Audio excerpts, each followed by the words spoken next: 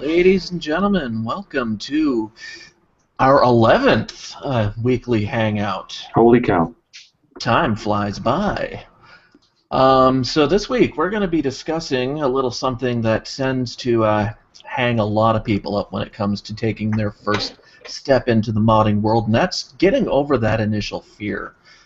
But before we get into that, first I'm going to introduce our usual cast of miscreants. We've got Bill.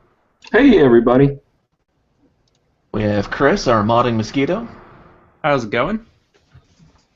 And this week we've got a special guest. He's from the nfc-systems.com website, another fantastic modder, by the name of Josh. Good to meet you guys. And the NFC stands for Not From Concentrate. And is there a story behind that name? I've always really wanted to be building computers. I didn't know I was going to be going this far, and I came up with that in high school with a friend, and we were picking apples in his orchard. So, Not From Concentrate Squeezed Juice, thought it'd be a good name for a computer company. There you go.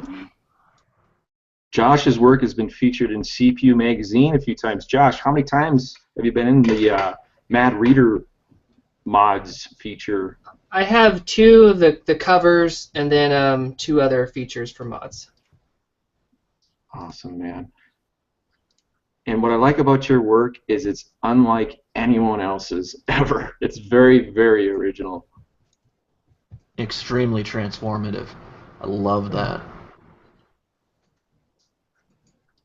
What type Go ahead, Bill. I was going to say, Josh, what type of equipment are you using these days? Mostly still just power and hand tools, or have you gotten like a router or any of that stuff yet?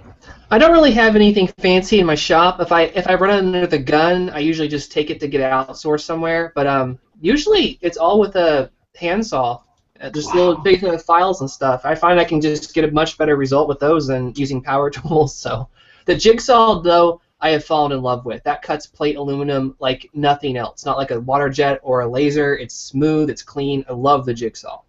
Awesome, man. Yeah, we'd never know that looking at your work, you know.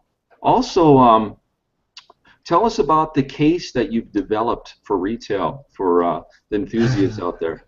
I might accidentally talk too long, but really quickly, okay. I couldn't find a case that really solved my needs of building the ultimate console PC.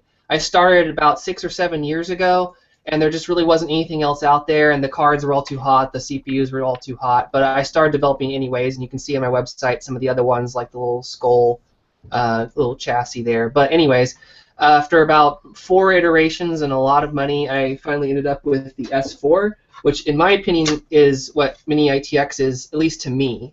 It's something that's really, really, really tiny, but still has just enough space for the hardware that you need, which is dual slot graphics. So you can stick a 970 in this, or like an R9 Nano. There's a couple bugs with that particular card. But I could talk too long, so I'm not going to. I'm leave it there. I love the design, though, man, and I feel so privileged that I actually got to see your prototype in person too. He had some great ideas, so I stole them all. That's great. Well, it's great to have you on, and we hope to have you on future episodes. One topic that we've been volleying around is a topic on scratch building your PC, and I think you would be a great contributor for that subject. I'd love to be there. It's my honor to be here on the show today, so thank you. Cool. So, Moss, what's been going on at the zoo? Pretending like we're doing stuff. I don't know if we actually Speak for yourself, dude. Let's see here. We've got somewhere, if I can find it, maybe I can't. There we go. So this week I posted a video of the Streetcom FC5 Alpha. It's kind of an overview video, and it just kind of walks through the various different components of the case and the different configuration options and stuff like that. So that's kind of a preview of that case before we get the actual article review out. So that should be hopefully coming in the not too distant future. So if you haven't had a chance to check that out yet, it's posted both on our homepage, on our YouTube channel, which if you're watching this, you've probably found that already, and so you should probably subscribe if you're not already. And it's also, I think, posted in the forum under Tech News, latest Tech News. It should be also located in there. So if you haven't had a chance to check that out, I encourage you to. It's always fun to see different things. And then, just like every week, we have a project spotlight, and this week I picked Airborne F521 military PC mod. Good choice.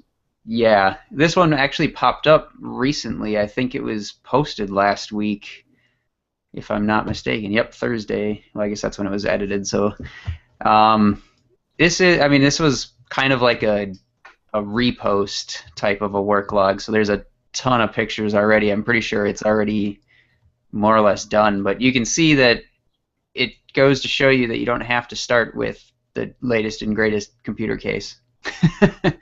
So that's one of the reasons why I like this one, is because it just it's got that old school feel to it, but a lot of work being put into it to bring it up to what they wanted. That's always the most fun, to go find an old case you have in your garage and spend a Saturday just working on it, making it unique, which is the hours that you have. So I think that's pretty cool. Agreed. I agree, yeah. I don't want to go jumping through too many pictures here, but we'll get down towards the bottom, make you a little bit dizzy. Here you go. You did a great job. And when I look at that, that looks like something that could be a retail version that you could order. Yeah. I mean, with all the stuff that he did to it, it hardly looks like it's an old computer case anymore. So that's pretty sweet. But hey, there you go. Perfect. Yeah, before and after. So yeah, that's all I've got for the project spotlight today. Awesome. Congrats to that guy. Post more stuff. Indeed. So, looking at the chat, we've already had a couple of people responding to your question, Bill, about what their biggest fear, and it seems to be a consensus that most everyone else is thinking that it's the water loops, that the fears of leaking that stop people from diving in. Yeah, I saw that one coming. The reason I brought up this topic, I think it was about a week or so that this idea came to me, is I'm always hearing from people excuses. I can't do that. I've never done that before. I don't know. I'm worried about this. Well, you're asking me, or you're telling me this stuff. Obviously, you have an interest in PC modding or liquid cooling. And so I thought, well, we should really do a hangout and share some tips, like how we've gotten over fears of things, or how we get over fears of things. Because a lot of this stuff, it's somebody's first time, and people get really worried about wrecking things. Obvious with liquid cooling, this $200 motherboard I just bought, hey, that's totally justifiable. For example, when I first got into this hobby, or like just computers, I had that fear of just opening up the case and even messing around with things. Like, is it really okay to change the memory in this? I mean, can I do this and not wreck something? So I asked somebody that had much more experience with it, or to stand there and oversee whatever I had to do. But one little technique or thing that I did to get over my fear with modifying cases is I would go to a local used electronics store and buy old PCs. They weren't even working, and just figure, well, maybe I can do something to revive this, or just use it as a base to screw around with some ideas of adding a larger cooling fan, or painting it, or adding a window, handles and stuff like that. Buy something that's just garbage, really, or even get it free from somebody. I've even heard, I don't know about you guys, I've heard from people saying they've seen used computers at the Goodwill. Is that true? From time to time, it's not as common here just because it's tiny town America, but they've got a contract with Dell, actually, that if they get Yeah, if they get any e-waste at all, and they accept all e-waste, I've abused that several times, but they contract with Dell, and Dell takes all of the pieces that need to be refurbished that can't be sold immediately, and they rebuild everything and donate all of the working computers that come out as a result. And so you'll end up with schools that are getting a lot of hardware that they desperately need thanks to this program. That is excellent. I'm motivated to go stop by Goodwill sometime if I have time. Check it out and see if I can find something. But I would just get like a junk box and just kind of play around with it. And two, I understand there's a learning curve with a lot of these power tools. Josh is mentioning he loves his jigsaw. Well, there was that first time you had to make some cuts with it and figure out exactly how to navigate with it without wrecking anything and hurting yourself. That's a scary tool. It really is. It can be. It can be very dangerous. Yeah. Yeah. What about you, Josh? Give us an example of something that you kind of had a fear of, and how did you get over it? I think the big thing for me was starting to do like actually custom wiring, especially taking apart power supplies and changing all the wirings and all that kind of stuff. But I guess I started hard because I blew up the first couple power supplies I did and set fire to my office. But well, it doesn't get a whole lot worse. Moving on, yeah, it doesn't get a lot worse. But what is amazing though, today's hardware, because I do custom sleeving jobs and wiring jobs for every customer that comes out of my office. And sometimes I accidentally reverse the polarity of some wires, but it does. Everything's protected against that now. The video cards won't start up if you cross the 12 volt with the ground. And the same with the motherboards, and you just go back. Okay, what did I short out this time? And then fix it, and you're good to go. So it's really nice. They have so many fail safes for that in modern hardware. Too many people with clumsiness reporting back to the video card company. So why are you RMAing this? I'm stupid. That's why. The first time I did a liquid loop, what I did. This is a good thing to do for people. If they've never done a liquid loop, I'm talking a DIY liquid loop. We're using flex tubing. With hardline, it's kind of tricky, but it's also a good habit to get into making a mock loop before you actually install it into your system. On your workbench, you got your pump, your radiator, your water block, just a mock loop, and have that run for a while, even 24 hours to leak test everything, so you at least feel that I didn't put it in my system and then I'm going to do my leak testing, you know. What about you, Moss? Moss, you've done some liquid cooling. How about the first time that you delved into liquid cooling? I started small. I just did a CPU-only loop and just one radiator, one pump. Well, it was a res pump combo. That kind of minimized the amount of fittings and stuff that might leak. But I don't know. I guess I just kind of went for it. I thought about setting up the mock loop, but the problem is that I had to disassemble half of it to get it installed in the case anyway, because the one that I installed it on was visible contrast, and one of the tubes went through the 5 1/4 inch bay, and the other one went under. So I thought about installing it basically, and then leak testing it outside, and then putting it in, but then whatever. So I just basically went for it right away, and just had paper towels below all the fittings and anything that might leak, and just kind of went from there. It was, I don't know, it was interesting, and it kind of makes you nervous the first time you try. You know, you're just like, you flip that power switch, and you're like, oh yeah, that feeling. Yeah. Well, how about like using power tools? Was there like I mean, it sounds like you just like, I'm just going to dive into this, face my fear, and just see what happens, realizing, hey man, shit may happen, and I'll just deal with it. It's a learning experience. What power tools? What are these power tools you speak You of? have power tools. You know?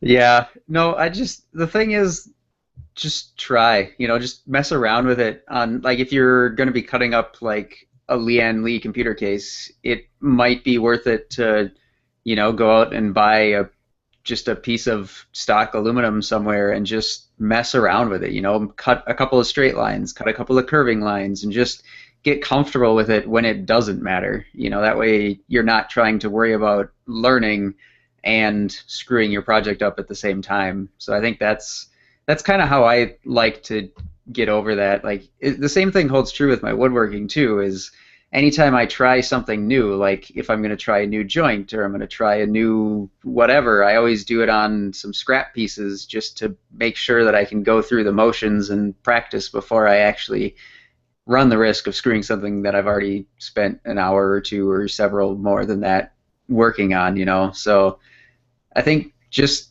try it out when it's not mission critical is probably the easiest way for me to get over something that I'm not so sure about. Experiment. Yeah. That was not me when I started. I just started on the expensive material I'd buy right away because I was too excited to practice. Now I build like 3 cases whenever I go to build a mod and just build because I'm going to mess 2 of them up for sure. Josh, what is like the worst accident you've ever had, like disaster, that you're like, oh man, I should have taken more time with this, or... Oh man, I've had way too many to make no. Aside from shipping, I have destroyed a $2,000 piece of titanium before, and I cracked one of the Purple Heart boards that I had set up for my previous model. That was 2 years ago. After I'd done all 18 hours of CNC on it, and I can't even tell you how many hours of hand polishing and stuff. Holy cow. I had over-drilled, because Purple Heart's super hard, right? And I had over-drilled for the inserts, for the screw inserts, the brass insert, and I kept over-drilling, so there's almost no meat left anyways. And I go to insert that, and I just shatter it in half. And that was probably the worst, because I had like maybe 2 more days to finish, and I didn't deliver. That one was horrible. Oh yeah, the thing is, like, Josh is in a situation like myself, deadlines. You're working under deadlines, and when those accidents or catastrophes happen the last hours or so, you freak out. It's just, yeah, and I think that's what really makes you professional or not, is how you deal when those things happen. How do you deal with it? You know? Now, Drew, you're about to dive into DIY liquid loop for the first time. You know, speaking of the fear of liquid cooling. Oh God, yeah, that's still one of those scenarios that gives me the sweats if I think too hard about it. But it's having your guys' knowledge base really that is lessening that fear, because if my motherboard gets wet, all I got to do is dry it out. You know, I've learned over the years of working in professional IT, having to save laptops that somebody have completely covered in Coca-Cola or water. You know, if you want to chase liquid out of something that needs to go back into service, you get your denatured alcohol out and you give that sucker a quick bath and set it up under a fan. And it's learning these little techniques over the years that really has finally gotten me down to the point where if I find a liquid spot after I do the test run, I just dry it out for a couple of days, tighten everything back down, try again. Mm-hmm. And don't sweat it unless I know that there's a pool of water in there and I've screwed up and hit the power button. Yeah, and also you also know that this project that you're doing is going to be a sideline project. It's not going to, like, you're not going to try transferring your main PC components to it while working on it like some people do. You know, you're actually going to set it up and wait till it's ready to run. So it sounds like liquid cooling seems to be the big one, at least with our realm. I've had situations where things have sprung a leak on me, and you know, sometimes the leak may develop over time too. You know, it may have been a radiator fin or a fitting, a rotary fitting. So you do have to watch after you have your build. Keep an eye on it for at least the first week. Peer in there and check out things. But I can't stress enough of just if you're scared to do something, just go out and find a junky component or scrap piece and practice on that first before you actually go to the hardware that you've made an investment on. What do you think, Ross? Yeah. No, my biggest fear originally was electricity and doing any kind of changing of the wire situation inside your PC.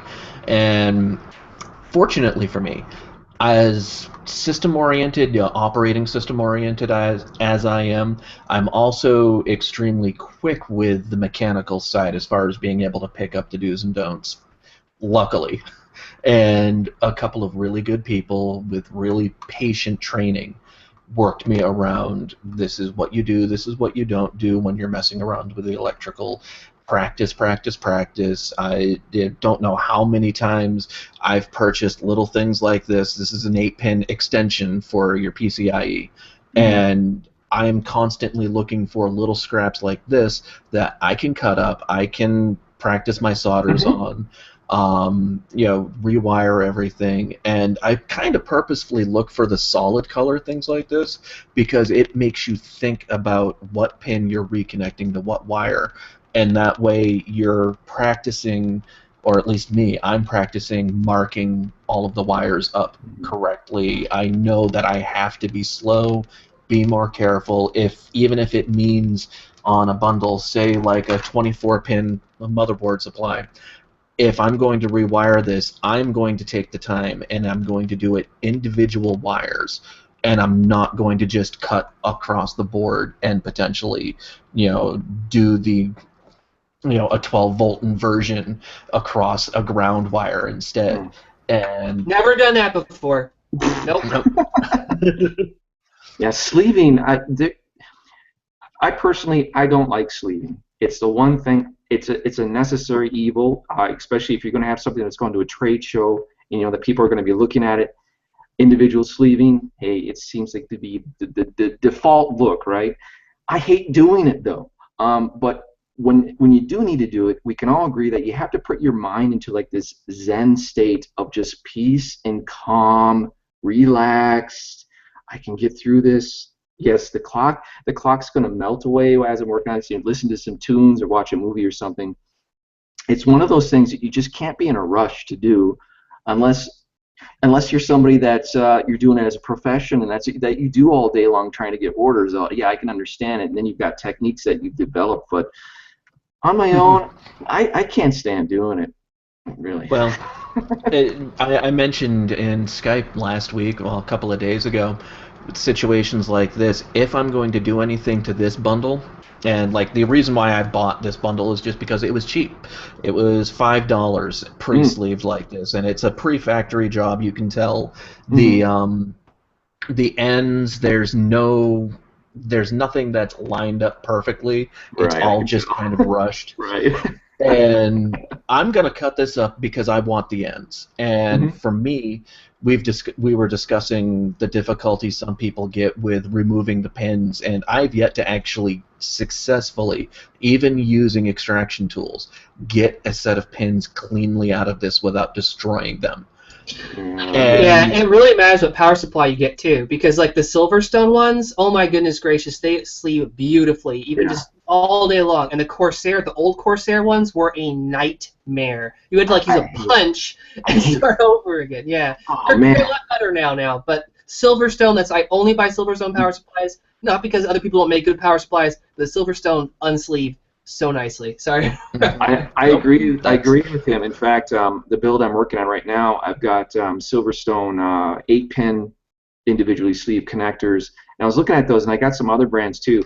I'm going to tell you all, stay away from Roseville. Do not buy Roseville individually sleeved cables unless it's for somebody you don't like and you want to. Don't do it. They're garbage. Okay, I'll put that out there. I'm sorry, Roseville. Hey, cases are okay. I stay away from other stuff. Hey, it's funny you mentioned that, Bill, because that was why I got the deal on this. Exactly. $5.99 for individually sleeved 24-pin connector. That, yes, I can understand. That's the quality. You're getting what you're paying for with that.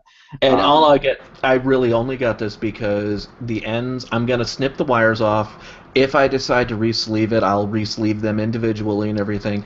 But I'm looking to recreate that 180-degree 24-pin connector that we saw last week. That Attila thing that we shared last weekend. Yeah, that was pretty cool. I have no problem mangling these pins out of the container and just repinning it as I need to.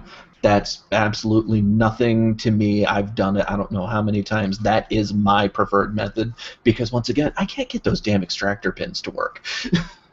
I don't know what you guys do, what your secret is. I know it's patience. I know it. It's a finesse thing. It's finesse. It In is, fact, and knowing the right tool for the job too, because there's a lot of cheap extractor tools that don't work. And the best one are the Molex brand, the actual. I think they're like $100. that's the problem.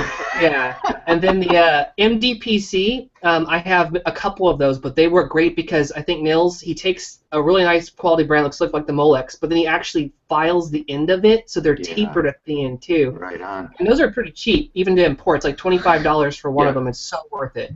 Yeah. I noticed I wanted to restock or stock the Molex version, and I can't find a good wholesale price on them just because they're so expensive, and they know it. It is a specialty tool, and I wish I could make stuff like that, but that's really a highly sophisticated manufacturing process that we can't replicate. Anyways, I was reading the chat here in the live stream, and the guys touched on another subject of fears, and that's painting stuff. When you're custom painting.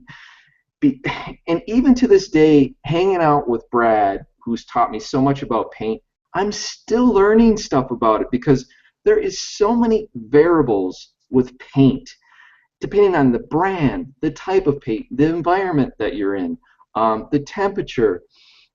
And it's one of those things, again, that you just got to experiment. Don't actually paint. I mean, it's one thing if you're doing for a personal build and you got time, but for like us, if you got a deadline, there's no room for experimentation.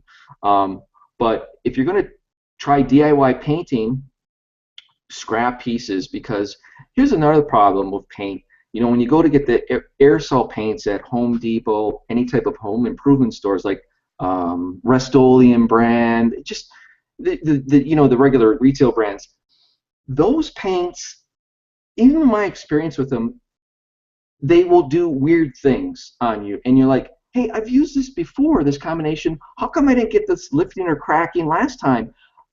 I don't know what it is, but there seems to always be these different variables involved that happen when you use these paints. And so I can't stress enough to just experiment. Try doing a spray out first on something else. Another thing is you don't want to, I don't want to get too deep into custom painting, but you don't want to apply an enamel over a lacquer. I believe that's one of the rules, that you never want to do that because that can create splitting and cracking. The paint will react to itself. How do you know that one, Bill? Many years ago, I don't know, did I tell you this story? Many years ago, there was a local LAN event, and I had custom painted a case for them, and I had gotten Rust-Oleum brand paint because, hey, it was cheap. It was like $3.99 a can at Home Depot, and I had to repaint, and it was like I had a week before the event, and it was going to be a case they were going to give away. And when I do the color coat, it came out fine. It looked great, but then when I go to apply the clear on it, it would, like, within a few minutes, it would start splitting and cracking. I was like, what the hell? I'm using the right paint, the right combination, to the point where I had to get on the phone with Rust-Oleum for their technical support. And I don't recall what their answer was, but I just recall just being so frustrated. Like, I'm doing everything I'm supposed to do. Why is this reacting this way? So I've learned over the years what brands to stick with that I like the video tutorial that I did. Plastic Coat and Duplicolor paints, automotive touch-up paints, I've had the best experiences with. And I try to stay away from Rust-Oleum, any of the brands that you're going to find at, like, again, Home Depot, the home improvement stores that are cheaper. I try to stay away from those brands because they just seem to have unexpected results, you know, with those.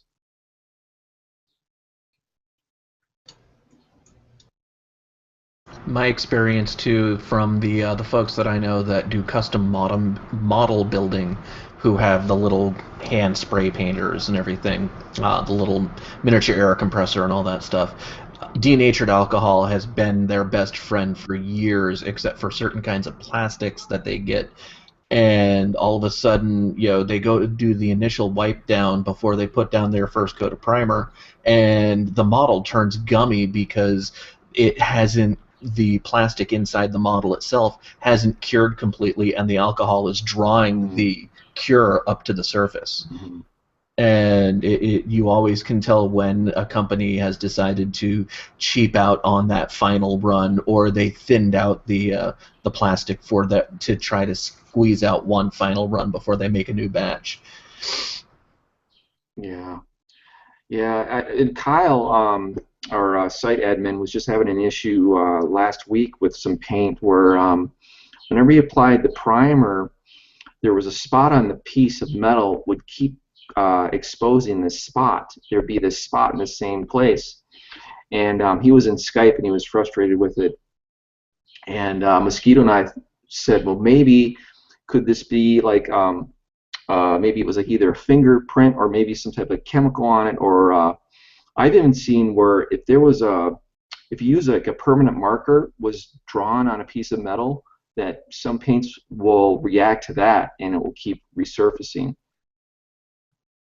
Remember that, Moss? What else did you suggest that it could have been? I think I said like the fingerprint grease, or it could be like wax or anything. I mean, it's weird. It can be weird sometimes. Yeah, it seems like there is a black art with being a professional painter. Yeah, I absolutely hate it. I see that BS Mods is in here, so I don't have his talent or skill or Bill's, but I decided to do powder coating instead for almost everything. And that worked out for a good while, but I've come across some of the more exotic powders. It's like you said, like from batch to batch, they'll do crazy things, and you won't have any idea why. The last batch I did, I had a $3,000 batch for the S4s. Whoa. Yeah, they're like this iridescent. You can't probably see on this camera, but it changes colors in different light. And like the first ones I did were great, so I said, okay, let's do it. Let's shoot all of them, and it ruined all of them.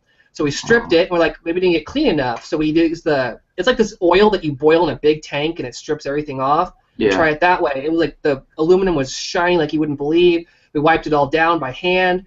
They were ruined again. Did it a third time, and we sanded everything down with Scotch-Brite. We got everything perfectly clean, but we were back and forth with the powder company. We tried a different batch, but that powder never worked again. So. Oh man, I hate that. Suddenly, I'm the beta tester for your product. I hate it. Hey Josh, have you thought about like DIY powder coating, like getting it in an oven and doing it on your own? Yeah, I started to do it by myself before, but it became too much for me. It takes so long to get everything prepped, so I just outsourced it now. I have some friends down the street. Well, that's good. Yeah, that you can work with them. You're lucky that way. Yeah. So, okay, to end this topic, guys, share your advice for anybody that's watching this and they're still on the fence. They haven't made that first cut yet. They haven't done that first DIY liquid loop yet. What advice would you give them? Surround yourself with friends like Bill. Did you do it yet? Did you do it yet? Come on, when are you gonna do it? Come on. That's no, true. I think I push people, do it.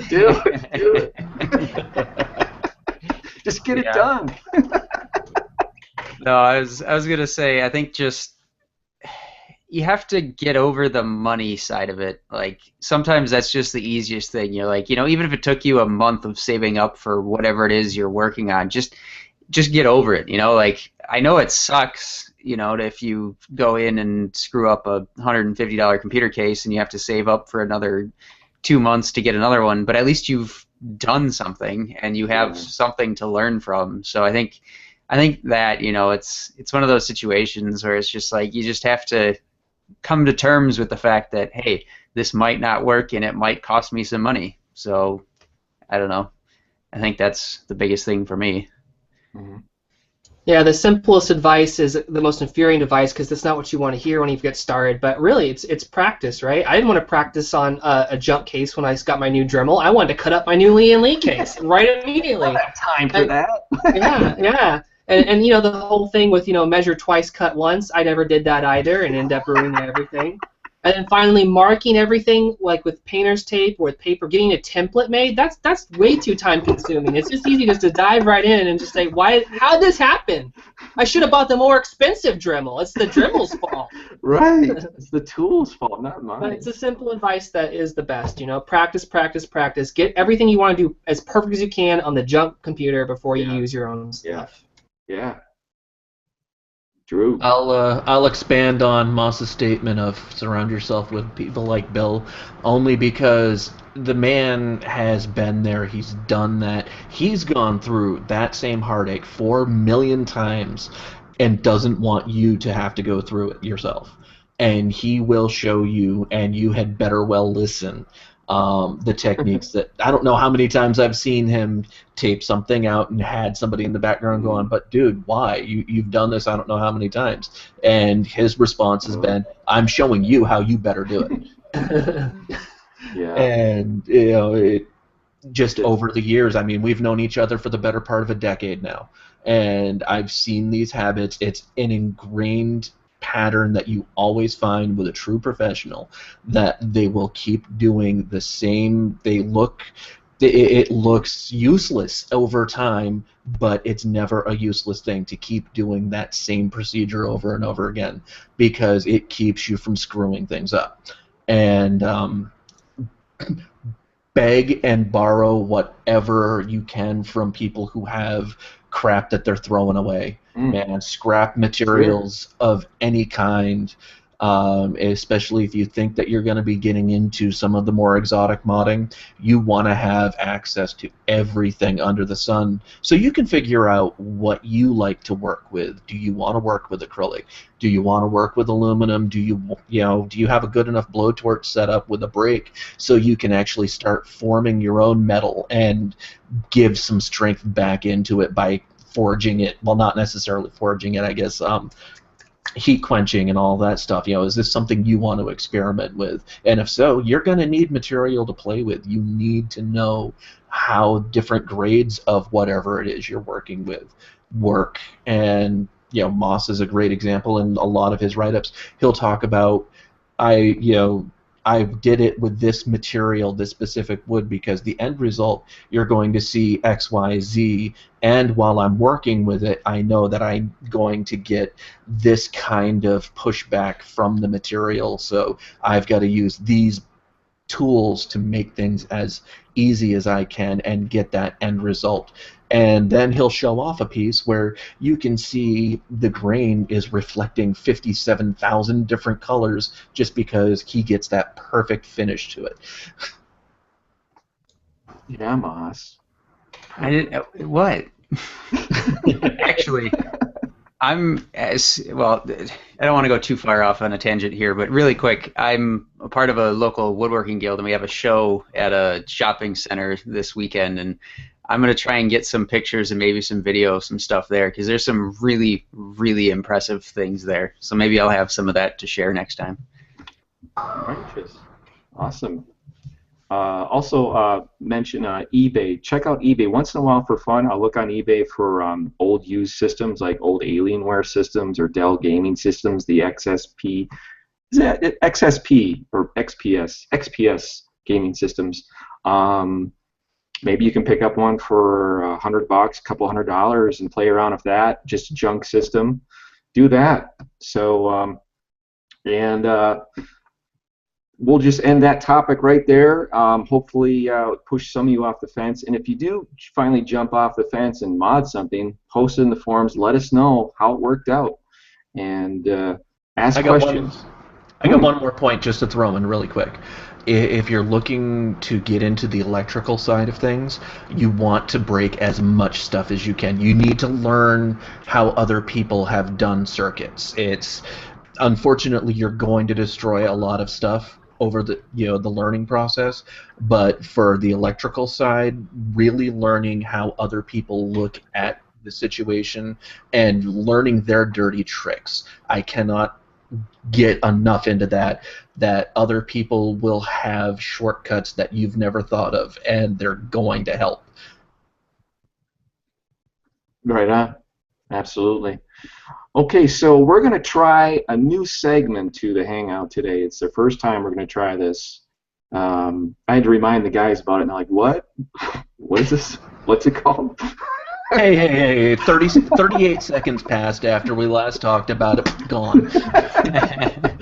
We're going to call it, the tentative title is Monkeying Around. And what monkeying around is, where each of us is going to share something that we've discovered recently, whether it be on the internet or at a store, a smartphone app or a product that we think you, our audience, would be interested in. And we're going to give ourselves each 1 minute to share it. And Drew. Oh, I had a couple of different things, but I'm just gonna start with be safe out in the internet. At work, I work for a major corporation. I really can't give any names or anything, but I just discovered through an email chain that we have a PC that runs a SCADA system in Washington State, or is it Oregon, one of the other. Now, if you know anything about SCADA systems, these are supposed to be isolated, secure, automated systems that are used to run major electrical substations, in this example. And this computer system is hooked up to the corporate network where somebody can read any kind of junk email that they want to on the system, and we were alerted to the fact that it was possibly infected by a virus. Don't do it. Don't hook up secure stuff that's supposed to stay secure to any kind of network. Just keep it off the net, keep it offline, and manually carry whatever you need to these computers.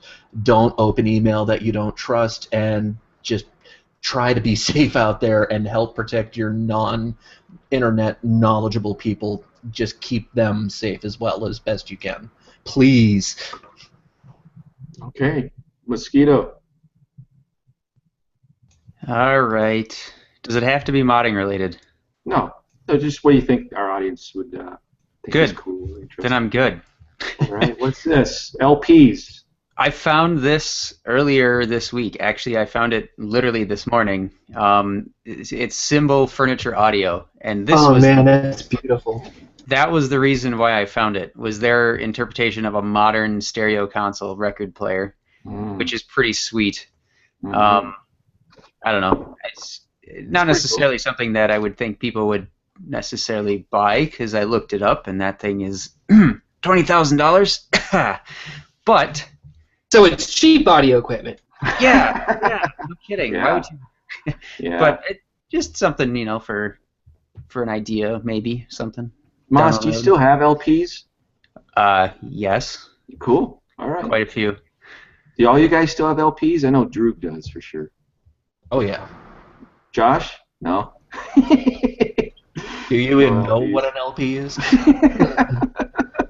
They go in a Walkman. Little cassette Walkman or CD Walkman? They had cassette Walkmans? Oh, what are cassettes, Bill? That's funny. What about you, Josh? You have something to share for everybody? Okay, so probably everybody in the world knows about this but me, but I wish that somebody shared it with me earlier. But this is the Irwin wire stripper. Have you guys seen this thing? I've heard of it, yeah. This thing is my... Okay.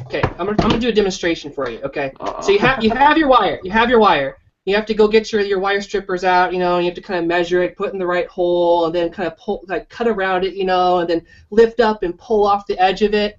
With the Irwin one, you just set the depth for how long you want copper on the end of it. You stick your wire in.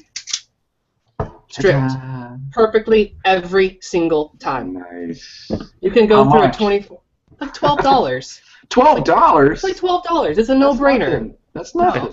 But this thing is awesome. I have done maybe 10 power supplies so far with this, and it's not giving me any trouble. It is totally worth it. So. Where'd you get it at? Home Depot. Home Depot. Hey. Home Depot. All right. I'm going to add that to my shopping list. It is epic. Man. Excellent. I like that. Mine is one that I've bragged about before. Well, I didn't brag about it. I just love Coolants, guys. I love to get my DIY components from Coolants. And the reason being is that their site is super easy and fast to navigate through. You can get fittings for either flex or now rigid, hardline, and also copper. And recently I had ordered some reservoirs, and you can choose what size reservoir through their site. Here's the best thing about Coolants. The quality is very good and the prices are very reasonable. And their shipping is great too. And they're fast. I cannot stress enough how great these guys are for DIY stuff. And I understand, yes, EK, Heat Killer, and there's other brands out there that make really sexy looking blocks. But you know, coolants, if you want to get the job done and you want to have it be reliable and affordable, coolants.com. Check out their store, and you'll see for yourself. Go ahead. I don't have a problem promoting Cool Ants. They're awesome. My two best friends work there. I absolutely love their products. They are super high quality. And you say that they're not as good looking as EK, but that's like maybe a taste thing because they're just as high quality as EK stuff. Yeah, they are high quality. Yep. We had used Coolants components when we did the Origin PC build for the Mod Zoo, and we used GP water blocks, CPU water block, and the water blocks actually look really good now. You know, I mean, what I mean by is that they don't have a wide selection of different, you know, block covers and stuff like that. But what they have, it works great. I mean, look at this. It's a GTX 980 block for $79.95, right there. So, yeah, coolants.com. Yeah, my favorite product of theirs is the PMP 400 cover. It's like you take apart the PMP 400. Well, that's what Coolants calls it. It's the Lang DDC pump, and you can put it on a heat base, so it actually makes contact because those pumps get really hot and they dump, you know, heat back into your line. So that little passive heatsink is pretty awesome to have. Well, we were just chatting in Skype, and it seems that 1 minute is probably too short for these segments, huh, guys? I think I did okay, Bill. I mean, maybe, Drew, you should just, like, get the hammer. Time is up. I'll just start muting you guys indiscriminately. And then I just decided to... I think Drew should have some type of sound warning. Like, you got 10 seconds left to wrap it up. Are you trying to say that I need to turn this into some sort of mod version of the Gong Show? You know, hang an old cheese behind me? Yes. Yeah, I think so. Make it funny. Yeah. All right, guys. We actually have some Q&A. And let's see here. We can toss this one at our guest, too. This comes from Rob Lambert. If on a budget such as myself, what tools do you recommend? Josh, the basic tools for modding. Firstly, I would say get an angle grinder with like a thin cut disc instead of getting like a smaller tool like a RotoZip. I hate RotoZip. Sorry, RotoZip. They're underpowered. And the Dremels, they're nice for certain things, but I find that everything that I do with cutting metal, I can do with an angle grinder. And you can get a cheap one at Harbor Freight, and it does cutting metal beautifully. And the big thing about them is you can cut straight lines with them easy because the disc is bigger.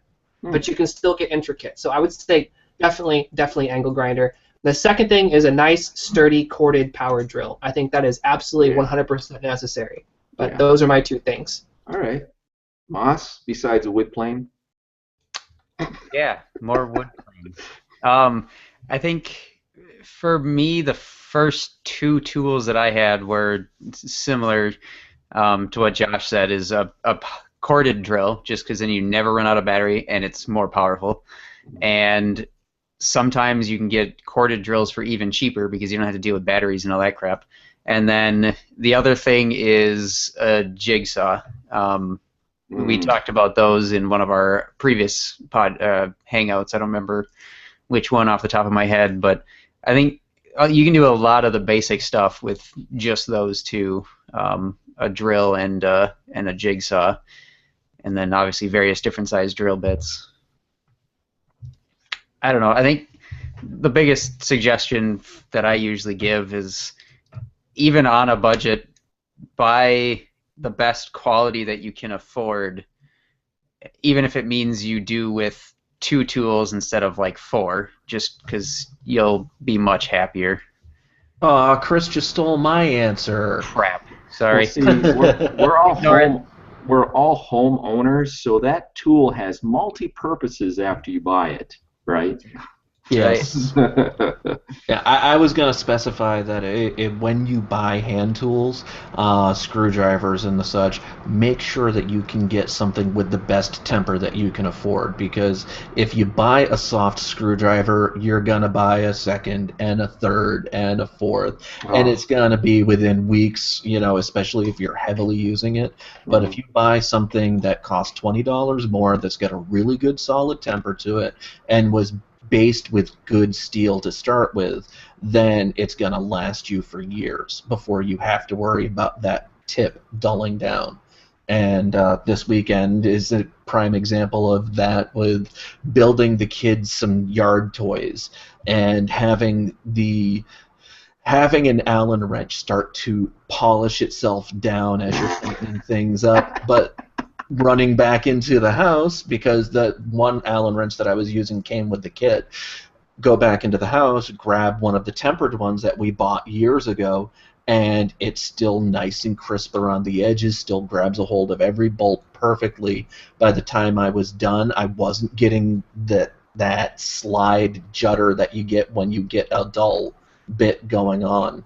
And the only problem that I had at the end is their bolts started stripping out, losing threads and everything. So I've got to go to Home Depot to buy a couple of longer bolts and to replace those, and hope that the threads inside the nuts haven't completely stripped out either. Mm-hmm. I'm going to recommend an old favorite, and that is the Black & Decker RTX B3B rotary speed rotary tool. This, everybody, is a great alternative to Dremel's rotary tools. Look at $38. You're not going to be able to touch that, and it's a very good quality product. And what's not pictured here, this is Amazon.com, is that it comes with a little tool bag with accessories, and you can use Dremel attachments with this. So if you're looking for a rotary tool that's going to be reliable, good quality, the Black & Decker RTX. Does it have the amps? Does it have the amps on it? You've never used one, Josh? In fact, I should send you one just to see how great it is. It really is. Right away, you can tell just when it's running. You can just feel the difference already between that and the Dremel. Which Dremel rotary tool do you have? Do you know offhand? I had to buy all of them because they all just broke. I have the 400 now. That's the last one, and I only use it for polishing things because I can't cut with it. Yeah. Isn't the 400? Isn't that retail? What's that retail, like $60? It was whatever the top end was. I don't remember, but it has the replaceable magnetic bushings in it, so that's really what burns out. So I just bought some extras of those. Oh, that's cool. Nice. All right. Do we have more Q&A? I believe we do. I was just gonna say one other quick thing on that is, if you are on a budget and you're looking for tools, you could always try used as well. Yeah. But the other thing too is, don't let your tools be an excuse to not do something. Like, just figure it out and see. On that subject, something I'd like to mention too is tool snobs. There's tool snobs online when they see you're using a certain brand, well, like Black & Decker. And to an extent, I can see their point. But if it's something that you really do feel that you're hardly ever going to use, you really can't afford the high-end brand Jigsaw, the entry-level stuff gets the job done. I also feel that it's a lot about how you use the tool versus so much about the brand and how much you spend on it. Absolutely, absolutely. Just don't make the mistake of jumping up to each tier. Just jump to the last tier after you've burned out your crappy one and you use it a lot. Yeah. Oh yeah, for sure, man. Also, here's one more question by Rob. How about, what is the hardest part of modding for you guys? Drew? Getting started. Getting started. Yeah. All this family stuff that you're building right now. Yep. But unfortunately, you're bribing me into it. So. Yeah, there's nothing more influential than actually sending him all the stuff so he has no excuse. Speaking of, I'm supposed to be getting that last box tomorrow, so next week. Yeah. Okay, cool. So next week I think we'll be able to do our first official update. I gotta say, for me, guys, the hardest part of modding, as I touched on this before, is modding. Each project is a journey. It takes you somewhere. I love more than anything like the process of building everything. It's an escape. And when it's all done and you've taken pictures, there's this little bit of depression that I get when it's all done. Postmodern depression? Yeah, Post-modding depression. Boo. Yeah. It's like your little baby and you're seeing it leave. It's like, oh, I wish I could keep that. That's it for me, though. Moss? For me, I think the hardest thing is coming up with a design idea. Like that usually seems to take me much longer to just come up with an idea that I want to do that's different from anything I've seen than it actually takes me to do it once I've figured out the design. So I think finding inspiration and designs is probably the hardest part for me. Hmm. And then finding places to stash them. After they're finished? Running out of shelf space. Yeah. Josh? I was gonna say shipping, Oh, but yeah. That's a that's a subject. different topic. I I think the hardest thing is definitely the schedule, the timing, because I don't think I've ever gotten to do a mod in the past 4 years that wasn't like, okay, we finally decided on what we want, now you have 2 weeks to deliver it. And that's always hard because I want to do so much stuff, and 2 weeks to 3 weeks is not enough time, really. But so all of my designs have to be designed in such a way that I can put together in 2 weeks, and I think it's limiting. But yeah, I agree, especially if it's like something for a theme that you're really into, or a company, or you know it's going to a specific event. Like, right. Hey, I know a piece of me is going to be out there on display, so I really want to do something that's really special. Yeah.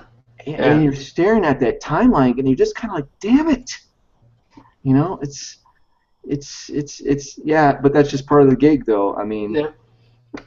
And I've never bailed on a customer, and I've never been late, but I think that I might if it was going to be something that was crappy. Mm-hmm. So it needs to be good if it's going out. Yeah. But you did touch on something that I've brought up with these guys before, and that is the topic of shipping your custom PC. I think it's a topic that we should cover at some point because I've had so many people ask how I ship something, and the big thing is, how do you battle one of these companies when they've damaged your PC? How do you go to war with them to make sure that you get your money back out of it? And I want to ask everybody that's watching this and that's going to watch this, is this a subject that you would find interesting? The scenarios, I know that it's more of a segregated group of people like Josh and myself, but let's say if you're going to travel somewhere like to a LAN event, if it's PDX LAN, and you have to send your PC there, or you've sold a PC to somebody online and you've got to ship it to them, especially if it's a liquid build. How do you? What's the process of packing and shipping that, and then protecting yourself in case something happens? So, let us know if that's a subject you would like us to do in the future Hangout. I can devil's advocate that the fact that you guys are going to be bookending each one of your packing scenarios with the horror stories that led you to how you learned each one of these techniques. That's the entertainment part, isn't it? Yeah, hearing about absolutely. the heartache.